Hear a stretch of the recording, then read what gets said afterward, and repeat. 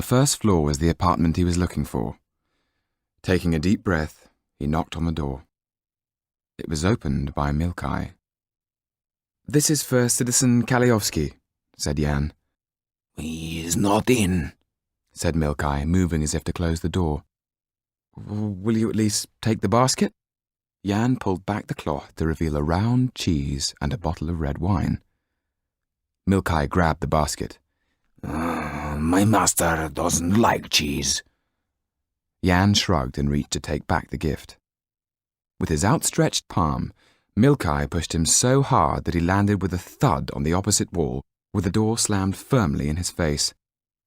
10 minutes was what Tetu had reckoned before the wine and cheese worked their magic, and Milkai would be fast asleep. Jan gave it 15 to make sure, before gently trying the door. To his relief, it opened easily, and he found himself in the dark, empty hall. There was just enough light for him to make his way cautiously into the salon. It was an enormous room, and furnished on a grand scale. There was no sign of Milkai, just the basket on the side table. The bottle of wine was missing, but the cheese was untouched. This was not a good sign. It would take both to knock him out completely. Jan wondered why he could hear the beating of a drum. Then he realized it was his own heart. He spun round, fearing to see Milkai in the long shadows, but the room was empty. Guardedly, he went through the interconnecting doors to the next salon. Every sound echoed cannonball loud in his head. Something was very wrong. Jan walked to the door of the third salon. It was ajar.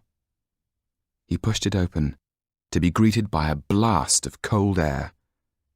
Hearing voices, he stopped and listened intently. "Velvet and violence, brocade and blood, damask and death." There were several voices, none of them Milkai's. The words came in a high moan, sharp and urgent to his ear, as if some bizarre game was being played. But by whom?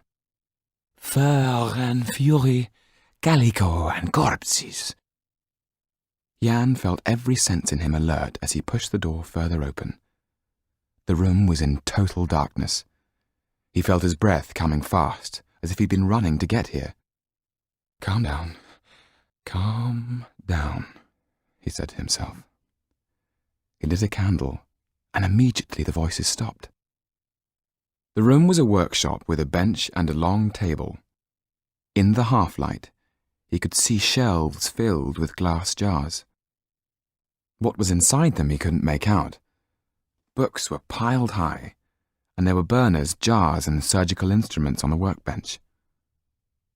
He heard something rustle and spun round, expecting to see Milkai behind him. There was nobody there.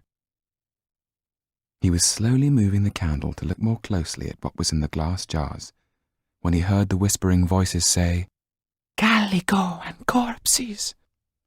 Jan stopped, transfixed, for ranged along the back wall of the chamber stood 6 automata, their eyes shut, only their ruby wax mouths moving. The thing Jan despised in others he now saw clearly in himself.